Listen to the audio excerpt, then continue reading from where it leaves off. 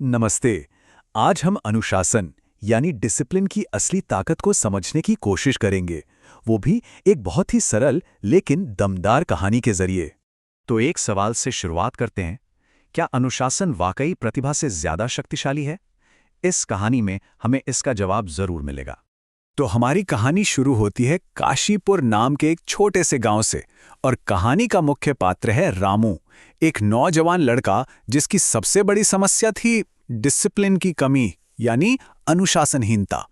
तो ये है रामू। दिल का बहुत अच्छा था, सबकी मदद करता था, बड़ों का सम्मान भी करता था, लेकिन उसमें एक बहुत बड़ी कमी थी, अनुशासन की।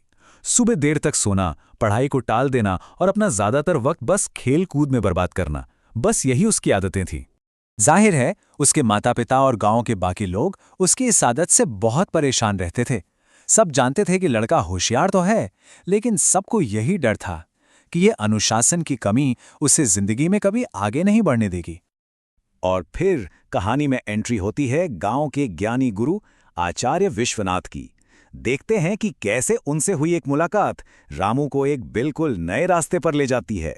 तो हुआ ये कि एक दिन रामू ने गुरुजी को कुछ बच्चों को सिखाते हुए सुना, और गुरुजी कह रहे थे कि अनुशासन ही सबसे बड़ा बल है, यही इंसान को महान बनाता है। ये बात सुनकर रामू के मन में एक सवाल उठा, क्या सच में? तो बस वो सीधा गुरुजी के पास गया और अपना सवाल पूछ बैठा।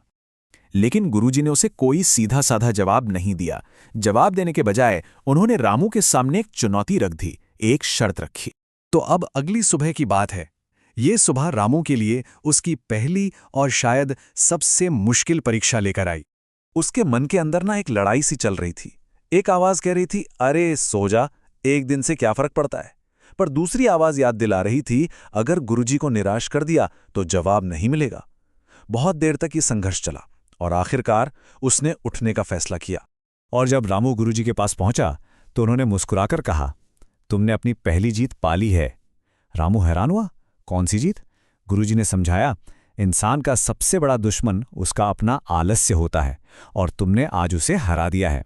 यही तो था अनुशासन की तरफ पहला कदम। इसके बाद गुरुजी रामू को खेतों की तरफ ले गए। वहां उन्होंने किसानों की ओर इशारा किया और समझाया, देखो असली अनुशासन यहां है। ये किसान रोज सूरज उगने से पहले उठते हैं। अगर ये एक दिन भी आलस कर जाएं तो इनकी पूरी फसल बर्बाद हो सकती है।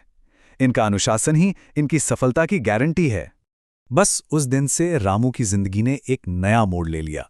उसने अपनी पूरी दिनचर्या बदल दी। अब वो सूर्योदय से पहले उठता था, पढ़ाई के लिए एक पक्का समय तय किया, खेल और काम के बीच एक बैलेंस बनाया। मतलब उसने अपनी जिंदगी को एक सिस्टम में ढालना शुरू कर दिया। अब देखिए, ये सब करना आसान नहीं था। शुरुआत में उसे बहुत मुश्किलें आईं। उसके दोस्त उसका मजाक उड़ाते थे, कभी-कभी तो उसका खुद का मन उसे ललचाता था। लेकिन जब भी वो कमजोर पड़ता ना, उसे तुरंत गुरुजी के शब्द याद आ जाते थे। गुरुजी ने उसे एक और जरूरी बात समझाई, निरंतरता यानी कंसिस्टेंसी की ताकत। उन्होंने कहा कि अनुशासन कोई एक दिन का जादू नहीं है, ये तो एक आदत है जिसे हर रोज थोड़ा थोड़ा करके बनाना पड़ता है। बिल्कुल वैसे जैसे एक नदी रोज बह बह कर एक कठोर पत्थर में भी छेद कर देती है। तो सवाल यह है कि सारी मेहनत का नतीजा क्या निकला? क्या रामू सच में बदल पाया? चलिए देखते हैं कि समय के साथ रामू की कहानी कहां पहुंची। कुछ ही साल बीते और रामू पूरी तरह से बदल चुका था। वो लड़का जिसे कभी लोग आलसी कहकर बुलाते थे, अब वही काशीपुर का सबसे विद्वान और अनुशासित नौजवान बन गया था। और इतना ही नहीं, आगे चलकर वो गांव में एक सम्मानित शिक्षक बना। और पता है सबसे मजेदार बात क्या हुई? लोगों का उसके बारे में बात करने का तरीका ही बदल गया। पहले गांव में लोग कहते थे, रामू में बुद्धि तो है लेकिन अनुशासन नहीं है।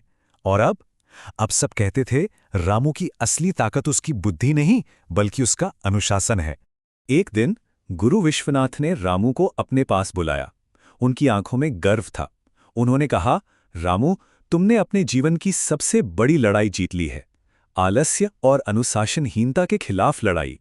जब रामू ने भावुक होकर गुरुजी का धन्यवाद किया तो उन्होंने उसे जिंदगी का सबसे बड़ा और अंतिम सबक सिखाया।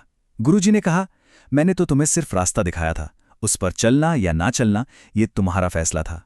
और यही सच है, अनुशासन कोई ऐसी चीज नहीं है जो कोई हमें दे सकता है, इसे हर इंसान को अपने अंदर खुद ही बनाना पड़ता है। और यही इस पूरी कहानी का सार है। अनुशासन वो शक्ति है जो साधारण को भी असाधारण बना देती है।